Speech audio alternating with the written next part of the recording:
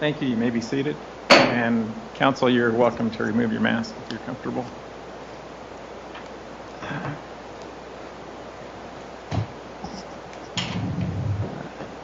This is the time set for argument in Yanez versus Kundavaram. It's our case number 1 CACV 200303.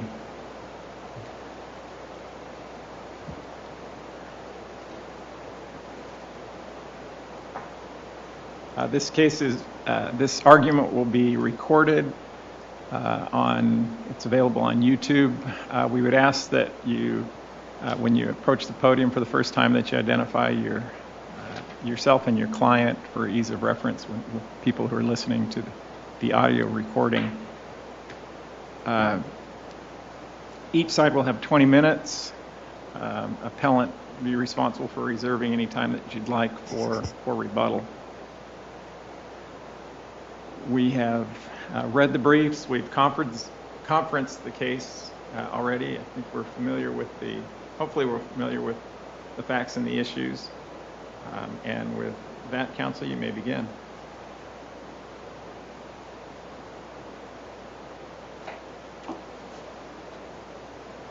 Thank you. May it please the court, Jason Kelly for the plaintiff appellant, Carlos Yanez.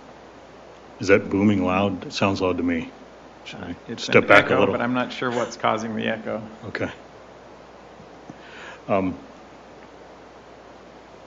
Your Honors, I raised 3 assignment of errors, but for today, I'd like to work backwards because I think it takes the least time for 3 than 2 than 1 about what I want to add.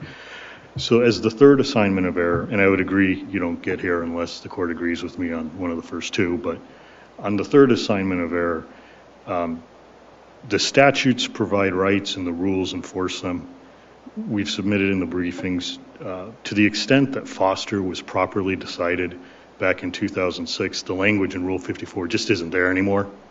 It was written out for a reason, and as we've submitted, it was just improper to put in the rules in the first instance.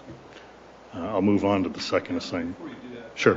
The change to Rule 54, the note at least to the change that you're relying on, talks about how many of the changes are stylistic, and that wasn't part of a restyling rules of civil procedure.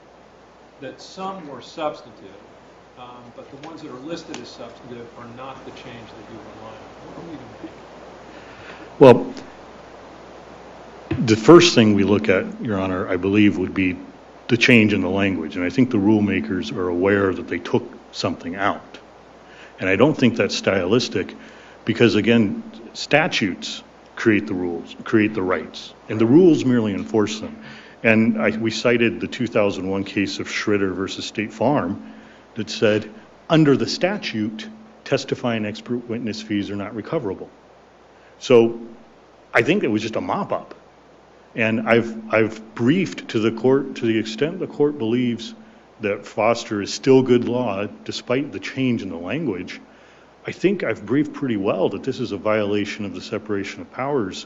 It was never raised in Foster the first time, so it wasn't considered.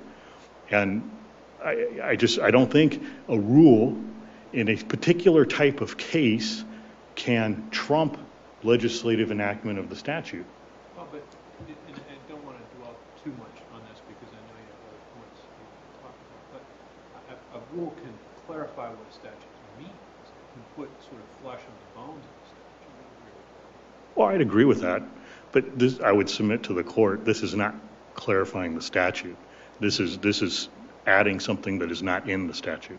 Well, but that's an argument the rule never was valid again. Correct.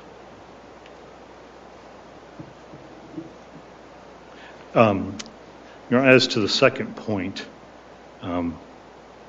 the change in the damages jury instruction, the Raji, and I think this is relatively well dealt with in the Lopez versus Safeway case, which we cited in the papers. I'm just going to read a few sections. Lopez versus Safeway's 212 Arizona 198, a 2006 appellate case. In paragraph 7, Lopez reads, but the rule, referring to the collateral source rule, also applies when, due to a healthcare provider's gratuitous treatment, a plaintiff neither incurs nor is responsible for payment of the reasonable value of the medical services, but nonetheless can claim and recover compensation for that value from the tortfeasor. Now, we do have a particular statute in medical negligence cases allowing collateral source benefits to be introduced at trial, but that doesn't change the purpose, which is the plaintiff is entitled to the reasonable value of the services. The word incur just doesn't appear anywhere in any of the case law. Quoting paragraph 20, quoting the restatement at section 924, the rule applies when a physician donates his services. In the parenthetical of citing Amger, recovery is not necessarily limited to the expenditures actually made. Is there an election of remedies issue in there? In other words, can you recover both for damage because you had to incur the second injury, which wouldn't have happened had things been non-enforcement, as well as the objective cost of what that second surgery would have required? Can you recover both of those elements of damage? I would imagine one's going to be subsumed by the other. I don't know that the plaintiff has to choose. I'm sure under the statute, I believe it's 12-561, that allows the defendant to introduce collateral sources. I'm sure that's the argument the defense would make. I'm a little confused by election of remedies. I haven't done contract law in a while, but I believe that's like when you're looking at damages or equitable. I'm not sure this is quite. As a bad analogy, the economic loss doctrine is in a way an election of remedies, and that implicates tort as well. There are certain paths that when you head down one, you can't head down another. And my question was, could you, at least in theory, recover for both types of damages because you had to incur the second surgery, but then the objective reasonable value of the second surgery as well? Can you recover both those in the same way? I wouldn't think so. I'm sorry, but I'm with you. yeah. And then, Your Honor, in paragraph 24 of Lopez, the court rejects the minority rule that you have to incur the damages in order to be able to recover the reasonable value of the services. And reasonable value is a fact question. We put stuff in the briefing, Your Honor. It's the case is going back to I think it was 1899, said you can submit the invoice and the jury can do what it wants with the invoice. Does Lopez involve a situation where it's just an unrelated medical provider is providing free services? Is that it's not the defendant that's providing free services? I would imagine, since it was Lopez versus Safeway, Your Honor, but I haven't. But it just seems a little bit different when the defendant has essentially made the victim whole as to at least that aspect of a damages claim. It's a little bit different than the defendant is not being freed of an obligation to cover that expense. Here, the defendant essentially does cover it by paying for that. So Well, the defendant is forced to cover it by federal regulation, Your Honor. So I would submit that's a big difference. it's just hard. It's hard to see that there's a damage. There's clearly a damage in having to undergo a second surgery, but it's hard to say there's a monetary damage when no one is being billed. Well, I mean, this was the argument being presented in Safeway, which was rejected in paragraph 24 in Lopez versus Safeway. The argument being presented was, and I don't know the exact numbers, Your Honor, but the reasonable value of the medical services were $1,000, but the plaintiff's insurance company paid $500. And that was the argument that was made and rejected, which is, well, you didn't incur more than $500. Why should the jury be instructed on reasonable value? So I would submit the same principle applies. You don't find a distinction in the fact that there's no recompense at all available in this case versus in Safeway where it was like a half, like a negotiated rate downward? You don't. That's why I cited the other paragraphs in Safeway. Even if it was gratuitous, if Mr. Lopez had fallen and injured himself, I don't know what the injury was, if he had fallen and injured himself and his doctor said, I'm going to do it for free, I'm going to gratuitously give it to you, the rule still applies. That's, I think, paragraph 15. I mean, the word, remains paragraph 20. The word gratuitous, yeah. When a physician donates his service, as when a physician donates his services. So regardless of whether it was half price, freely given as a gift, or not charged because the federal government won't allow you, the rule still applies. Does that same argument apply if it's given not as a gift, but to recompense for wrong done? Like a trade-in kind? Arguing off of piggybacking off of what Judge Catania was asking. If this service was offered in order to correct a wrong and make your client whole, is that not a distinction? I think that might be an admission of liability in the first instance. I did something wrong, I'm going to fix it for you. I don't know. Well, and certainly there was a settlement here with the hospital. Well, there was. But the hospital was, as we'll get into in the first assignment of error, there's different people involved as defendants. But yeah, the hospital clearly said there was some fault on our part. I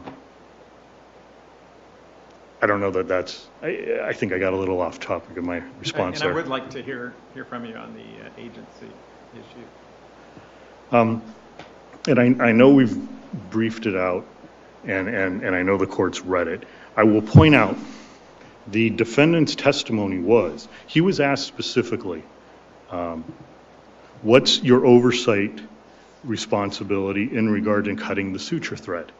And he broadened his answer, not just the suture thread, but he's responsible for the way his assistant works. And the word responsible is in the respondeat superior liability jury instruction. So it's not like this was, he didn't know what he was saying. He said responsible. The jury wanted to know, what do we do with the fault of the surgical assistant who said, I forgot to cut the needle? There's a lot of talk about you need an expert witness or something, but when someone says, I forgot to do something I was supposed to do, that means he was acknowledging I was supposed to do it. How does that turn that person into an agent? I'm still a little bit unclear on this. The surgeon overall certainly can dictate when something happens, and there's obviously some control over everything. But are you saying that everyone involved is necessarily has an agency relationship with the surgeon? No. But, so what's the best evidence of an agency relationship here? The best evidence of the agent relationship is there's the surgeon and the surgeon's assistant. They're the two people. The surgeon is responsible, and there's testimony on this point, the surgeon's responsible to insert and remove all the instruments, including the needles, and he does so with the assistance of his assistant, with the assistant, that's a little redundant, with the help, with the aid of his assistant. He's in charge of how that assistant works, and he testified. In this case, the defendant testified, I'm responsible for what he does, we work together. Well, but responsible is giving some instructions, but we have this whole kind of body of law on independent contractors, and you're responsible for telling an independent contractor what to do, but that doesn't make you responsible. You're liable for their actions absent some kind of agency relationship. Right. So, and I think you're underlying Your Honor's question, but just to be clear, the agency and independent contractors are not mutually exclusive. So I think the question is, what is it about this relationship that would make one responsible for the acts of the other? So you is that agree fair? he's an independent contractor, Tremaine's an independent contractor, or is not employed by Dr. Kundavaram, is that correct? I don't believe he's, I think the record established he's not directly employed by Dr. Kundavaram, yes. And so we're not arguing that point. He's not on a W-2 or something like that. But so how did then, and he's not an employee, but an independent contractor, but just because there are instructions that are given, you're saying that creates the agency relationship? When you say instructions, you're talking about Well, you're just to saying be, I'm responsible, you're saying Dr. Kundavaram said I'm responsible, but I'm taking that as I'm the one who's instructing on what needs to be done. yeah. I don't think it's far-fetched to say that when I ask my paralegal to do something, I'm responsible for what is done. And if it's done negligently, I will be vicariously liable for the paralegal that I'm supervising. Your paralegal work. I have paralegals on 1099s, Your Honor, Right. But that are no- independent no such contractors. relationship here. Well, he's selected by the defendant to perform the surgery with him. Where would we find that in the record, or is this individual somebody that the hospital? I believe it's in the record. I have to look through my briefing, but I believe I cited that to the court. While you're looking for that, ask also, wouldn't this sort of, your sort of agency theory apply to everyone in the surgical suite? No. Why is that? The surgeon and his assistant are both working in the patient together through the robotic arms. They're both working in the patient together. They're the only two. Everyone else in the surgical suite is doing other things. They are not directly removing the prostate and sewing it back up. But isn't there, so there are several people in charge of the surgical suite then, or is there one person? I think at some point in time, there might have been, and this was defense counsel's objections to trial, at some point in time, decades ago, there might have been some sort of captain of the ship argument against the surgeon. That's not what it is anymore. The surgeon's not in charge of the anesthesiologist. The surgeon's not in charge of opening scissors and these sort of things, and we agreed with that point. So, I mean, I do think the modern practice of medicine is that different people are responsible for different areas. But isn't this one of those where the surgeon is, in some ways, it has less contact with the patient, is not scrubbed, is not right at the, with the patient, is obviously close by, but why isn't it more like, okay, this is the anesthesiologist? I mean, it's someone with a different function. And why is this person, Dr. Tremaine, not sued independently? If you would sue an anesthesiologist independently, why not bring an action here against Tremaine? Here's the practical reason. The date of the surgery I have was March 17th, 2017. That should be in the complaint in the record. On May 25th, 2018, after the complaint was filed or May 21st, I'm sorry, 2018, the notice of non-party at fault was submitted by the defendant, and Mr. Tremaine was not on this as forgetting to knock off the needle and being responsible. The defendant was then deposed. But why does that, sorry, that to me still doesn't create an agency relationship, and that you can still say it was more the fault of the hospital employees, but sorry, go ahead. Well, the defendant was deposed on August 10th of 2018, still within the 2-year statute. And when asked about what's your responsibility as to the assistant in regard to removing this needle, he said, I'm responsible for how he works. He didn't say, I'm not responsible because X, Y, and Z. I took him at his word. He said, I'm responsible. And so there was no need to add other parties. And it was not brought up anywhere until trial. So why was he not sued? Because the doctor said, I'm responsible for him. When I still had time to add, if he had said something different, I still had time to add him. But is that a legal analysis of I'm legally responsible for this person? Is that's how you're reading? The deposition would control that he is now saying I have an agency relationship with this person such that I'm responsible for his conduct, as opposed to I'm the person who directs when something happens and I'm overall in charge. I don't think it's legally binding, and it's not some sort of estoppel That's why I didn't file a Rule 56 motion on partial summary judgment. It's evidence for the jury to consider. His testimony as to his responsibility is evidence as to how things happen in the surgical room. And the jury could rely on his statement that I'm responsible and come to the conclusion that he was responsible. Or, Did they hear that statement that I'm responsible? yes, they did, Your Honor. And then they nevertheless came to the conclusion that, They took the defendant hired an expert who said, no, the defendant's incorrect, I disagree with him. So we had competing evidence on that point. But we had the evidence on that point. And that's why the jury instruction was proper, to let the jury consider it. And I would point out, just because I'm running out of time, the standard, one of the most important statements in the case law on jury instructions is, counsel's arguments are a poor substitute for proper instruction. There was evidence from the defendant himself supporting that instruction. And if his expert wanted to disagree with him, that's fine. That's why you give the jury instruction.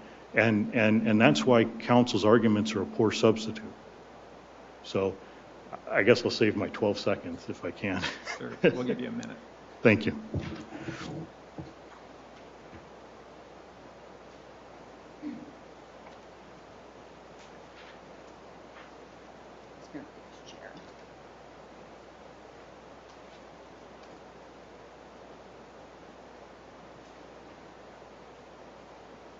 Good morning. May it please the court. I'm Robin Burgess on behalf of defendant Dr. Kundavaram in this case.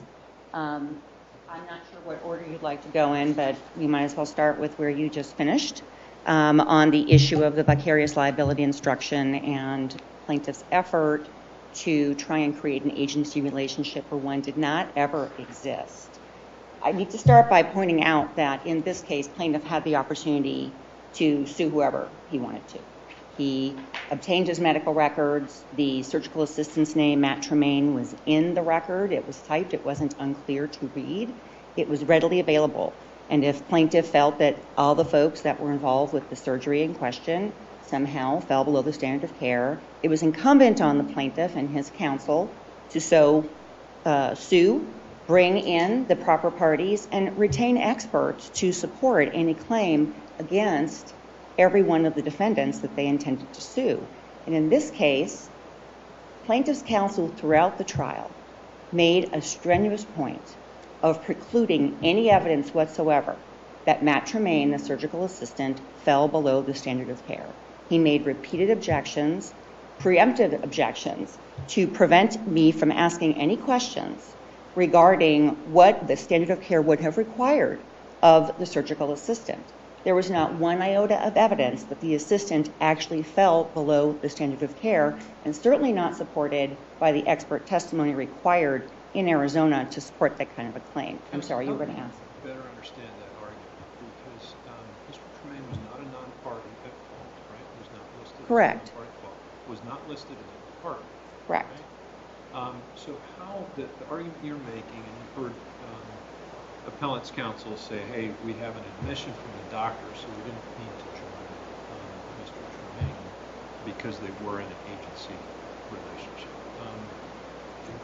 If given that argument, and given that the jury heard what the jury heard, why is the lack of evidence about Mr. Tremaine particularly surprising? Well, first of all, in order to find anyone liable for medical negligence, the law here in Arizona says that there needs to be an expert to support that. Understand. And so there was not one expert in this case that testified that anything that Mr. Tremaine did was below the standard of care. And there was no testimony that Dr. Kundavaram either was his employer or his principal, or that Dr. Kundavaram fell below standard of care in how he Do may you have need a specific supervised. expert, though, just on whether it's below the standard of care to leave an instrument in a body? Is that, you do have you have an expert, and is that really something that's in dispute? I don't think Tremaine disputes that it's below the standard of care to leave. Well, I don't know what Mr. Tremaine would say, because he was never asked that question, and we weren't allowed to cross that line with him into standard of care for what he did. But we do know that in Arizona there's been sort of a revolution or an evolution of the law regarding this issue of is it something that is within the layperson's general knowledge that this is or is not negligence. So here, it is not within a layperson's knowledge how the robotic procedures are performed and the delicate interplay between the parties and the different actors in the operating room and whose role it is to do what. The jury does not understand, the surgeon. But there's no question that it's Tremaine's responsibility to remove instruments. It's the hospital staff's responsibility to count. Is there any scenario under which someone would say that there's not a problem, it's not below a standard of care to fail to remove an instrument from a body? I think we need an expert to address that, and that's the problem. There's no expert because in a case like this where we're dealing with, this was a tiny, tiny needle, that there was ample testimony. During the procedure, we are dealing with a lot of tissue and bleeding and things are obscured. And it's not like an open procedure where the whole field is visualized. It is done with a scope. It's a tiny camera that is moved from location to location, and the surgical team can only see what that camera is showing them. And so I do believe, Your Honor, that in light of not just the evolution of the law, where there are cases, including the Sanchez versus Old Pueblo case, that say that even in a res ipsa case, you do need an expert to testify about the standard of care, because there are things that are The argument you're making, though, unclear. seems to go to Dr. Kundavaram and his, and whether what he's doing, would he have any reason to be doing something differently? But that's, I don't know that establishes or would apply to the person who is clearly responsible for removing instruments. And it's not looking through a clouded vision or camera or something. It's just, no, that's just something that has to be done. Well, again, the evolution of technology, which changes the way procedures are done and might change how one might perceive whether someone has or has not complied with the standard of care, I think does impact on this issue. And then we do have the additional issue here, which is the hospital staff testified that they fell below the standard of care, that it was their job to, when everyone's waiting to find out, do we have all the needles out of the body, to count and give them accurate information. People can, that's the whole point of the needle count, and things can get obscured in the operative field. And is it below the standard of care? If you are told everything's been removed, we're good to close, and that's where the expert testimony is necessary. So in this case, we are now facing a situation where plaintiff's counsel is trying to say, well, no one was allowed to question the standard of care issues. We can't ask Mr. Tremaine or anyone about Mr. Tremaine's standard of care, but we're going to claim... Sorry to interrupt, but did plaintiff's expert address Tremaine's negligence at all? He did not. He was not disclosed to address it, and he did not address it. And I was precluded from asking any questions. I think I asked one question about, is the surgeon permitted to rely on the others in the room to do their jobs appropriately? And there was an objection that I was getting too close to even addressing whether Matt Tremaine fell below the standard of care.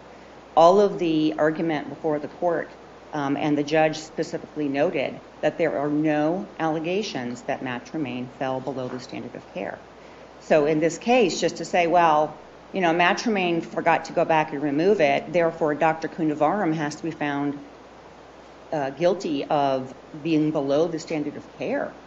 Finding him responsible for an act that no one has demonstrated is actually negligent is a giant leap and is highly inappropriate. And here, there was never a claim of vicarious liability pled. There was no agency relationship developed. There was no testimony whatsoever. What do you make of, I guess, counsel's argument is that the deposition testimony said, I'm responsible? Well, the deposition testimony was actually a question posed to Dr. Kundavaram by plaintiff's counsel, who was well aware that there was a surgical assistant involved. And he was asked, do you have any responsibility for what the assistant does? And Dr. Kundavaram said, well, yeah, I do have some responsibility. That was fleshed out at trial. What he explained at trial is that I have a responsibility to let them know what my expectations are and how things are to be done in my surgery. So if there's blood in the way, you should be removing it. If I need an instrument, you need to put it in there. Just like, Your Honors, the doctor during the surgery might be asking the OR staff, I need someone to get me a different form of instrument because I need something else because I found something that's going on. Doesn't mean that the doctor is responsible legally for their acts if they don't do their acts properly. I apologize. Counsel, is there anywhere in this record that demonstrates that that Dr. Kundavaram or the hospital selected Mr. Tremaine? If I recall correctly, the testimony, and I don't know if it has been cited specifically, but the testimony in the case is, and I do know this is in my briefing and my appendix, Mr. Tremaine said that he works for 30 different surgeons around the valley in a number of hospitals, and he is assigned to work on different procedures. And a request, I think, comes in to his office for, we need people for these procedures. And then Mr. Tremaine has his own business, and he assigns people to the different procedures, just like if you choose to do a surgery in a specific hospital, the hospital then will say, all right, you need a scrub tech for that procedure. You need a circulating nurse for that procedure. That is not something over which the surgeon has control. And I don't think there's any evidence that Dr. Kundavaram handpicks who is doing different procedures. People have, Mr. Tremaine testified, he has a very busy practice. He has a very busy schedule. He's done over 10,000 surgeries, more than Dr. Kundavaram's done. And there's nothing unique. I mean, this seems like a very unique type of relationship with this type of surgery. It seems a little bit different than other kind of assistants. But you're saying there isn't any evidence in the record that Dr. Kundavaram specifically requested Tremaine? There is not. The request is we need somebody for this procedure, and Mr. Tremaine's company is the one that might Are there choose. other employees of Mr. Tremaine's company who would also do what Tremaine did here? It's interesting, Your Honor. Mr. Tremaine could have been deposed by plaintiff's counsel, and he was not. He could have actually been just interviewed by plaintiff's counsel, and he was not. So all we have is I subpoenaed him to trial, and all we have is what he said in the trial. And my recollection is that he said, I do have employees. I have other surgical assistants that I employ. And so we get calls and we'll get assigned out to different procedures. But Mr. Tremaine did testify that he was one of the first people in the state to be doing these robotic procedures before Dr. Kundavaram even completed his medical training. So he does have a very high level of expertise in performing these procedures. So as far as the vicarious liability instruction, there was never anything developed to demonstrate that Dr. Kundavaram has the type of agency relationship directly with this assistant. Counsel, let me ask you, Sure. the testimony, I think, was by the doctor that a surgeon, quote, is responsible for how your assistant is helping. And I think that in that trial, your position is that's not enough. What would it needed to create not liability but a triable issue for the jury? I think you need to demonstrate true agency, just like in the same operating room, the doctor may be responsible for the fact that he wants to have a certain instrument used. The doctor might tell the staff, please make sure that you get me a sterilized something or other. If they bring him something that's not sterilized, he's not responsible for the hospital's employees' actions. He's not the agent. He does have to have some measure of responsibility in the operating room to obtain what he needs and let people know, directing the traffic of this is what I need next, because he's very involved with a very intricate, delicate procedure, could actually cause bleeding that could cause death and injure structures. So his job is simply to let everyone know what the expectation is and what his needs are. There's no evidence, though, that would create this agency relationship warranting his liability. Counsel, I understand your position. What I'm asking you is what evidence would need to be shown to at least create a triable issue of fact on this point, from your perspective? I think that the general agency requirements, that there is... And you said that in response to the prior question, but what do you mean by that? What would the evidence look like in your mind to get a triable issue for the jury? Sure, and because this was never developed, we don't have some of this information. Understand. But I believe that the law requires for agency there to be evidence of an employment relationship. There has to be some kind of true control over the actions. And in this case, there's literally nothing other than, hey, I need you to make sure that you do your job right. So, I mean, from your perspective, would it need to be, is it W-2 or 1099 dependent when you say employment relationship, or is it something different? Well, I think certainly if you have Right. an employment relationship where there is I am paying you, that would certainly be a clear indicia of agency. But again, Your Honor, these are the kinds of facts that need to be developed in an underlying case and then tested in front of the court. I understand that, and you've said that a few times. What I'm trying to get from you is what that would look like. Sure, and I think if I have it here, the actual jury instruction regarding respondeat superior liability kind of tells us the act is the kind that the employee was employed to perform. It occurred substantially within the authorized time and space limit of the actual employment.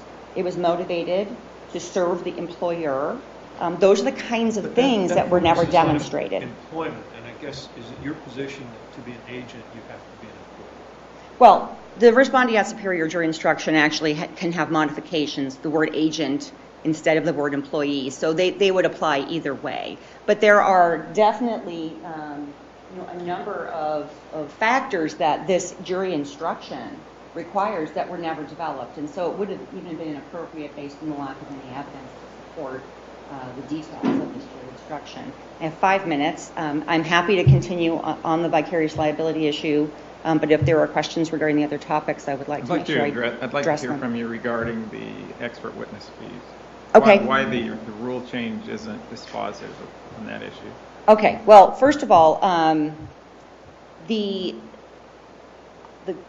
court here has actually, since the change in the rule, and first of all, I will agree that all the courts have the ability through case law to interpret what the statutes mean when they use certain terms such as witness fees. And the statute regarding costs does permit for witness fees.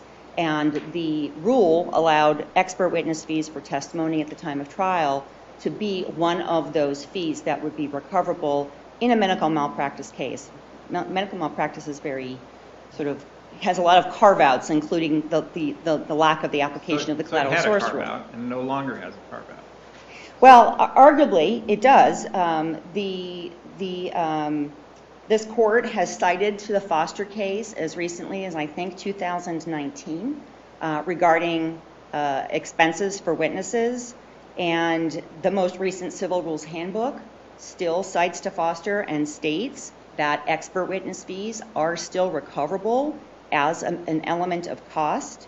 In a case like this, where you've got mandated use of experts by the statute, not just by a rule, but there's a statute that requires experts, we now have this additional layer. Yeah, but without the previous rule, would you have been entitled to recover those witness fees? I suppose we'd have to see how the case law had developed in the interim, but It seems like the case law was pretty clear that was not a recoverable expense. and the rule changed that, and nothing has in fact undone this Except that the rule issue. has now changed.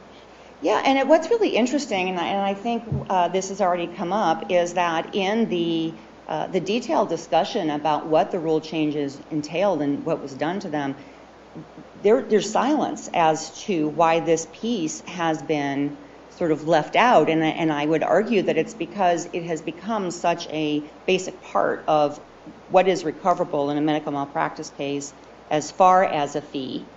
It is a witness fee, and there has in the interim been the change in the law requiring those experts. I'm sorry? But it was only recoverable through the rule, and if that's been removed, usually when we have a history, we look to it because the language of the rule has been changed, and then there's some note that says this is intended to be a stylistic change only, so we try to construe the language that may somehow be confusing. There's nothing confusing about this. It was in there before, it's no longer in there.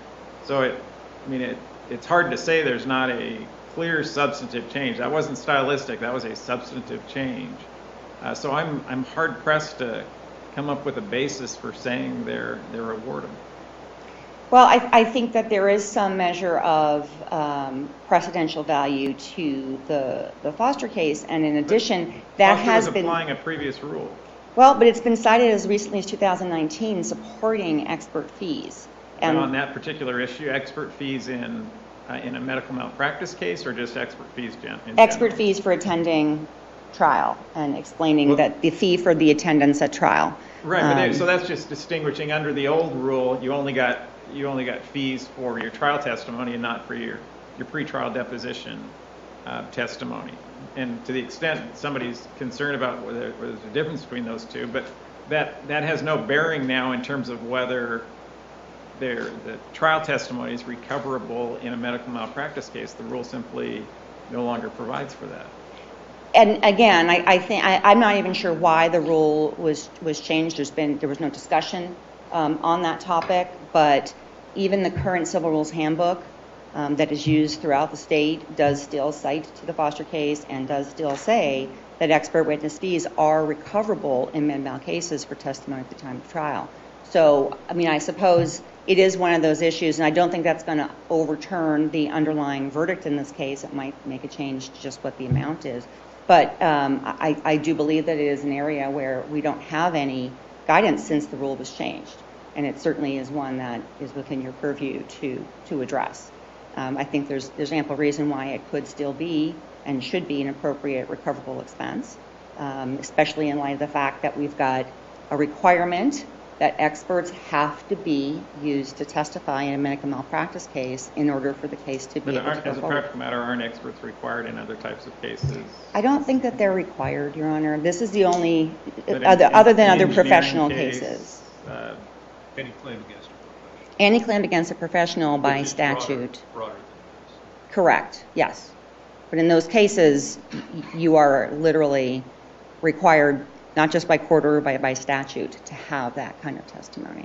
And I have reached my moment of silence at this point. Thank you. Counsel will give you 1 minute. Thank you, Judge. Yeah, and I was looking in my briefs to answer some of the questions about Mr. Tremaine, and I could not find references, and I didn't bring his transcript. My memory is different than counsel's, but that's just my memory. I suppose, I hate to say, go look at the record, Judge, but Judge, I think Mr. Tremaine's testimony will answer your questions rather than me arguing about what I remember. I would just point out, and I think the discussion of the Raji standard number 5 is right on. You know, there's bracketed language for principal, for agent. The word responsible is in there. The surgeon gets his assistant, however he gets it. I'm not going to tell you what I believe it was because I don't want to misstate the record. But he gets his assistant to help him put needles in and out. My expert testified ultimately the surgeon's responsible for getting those needles in and out. When you hire someone to do something to help you and he's doing that, that's within the scope of his authority, whether no matter who he's paid by or what IRS form he's on. I would just submit to the court, looking at the plain language of the Raji, I guess there's not plain language, but looking at the language of the Raji, whether the act was the kind the agent was there to perform, whether the act occurred within the authorized time and space, and it was motivated at least in part to serve the principal. All 3 of those are met with the testimony that I get an assistant to put needles in and out, and while he was doing that, he forgot to tuck one out, and oh, by the way, I am responsible for my assistant. That's all the rebuttal I had. All right, thank you. Thank you both for your argument. We will take this matter under advisement and issue a decision in due course. And with that, we are adjourned.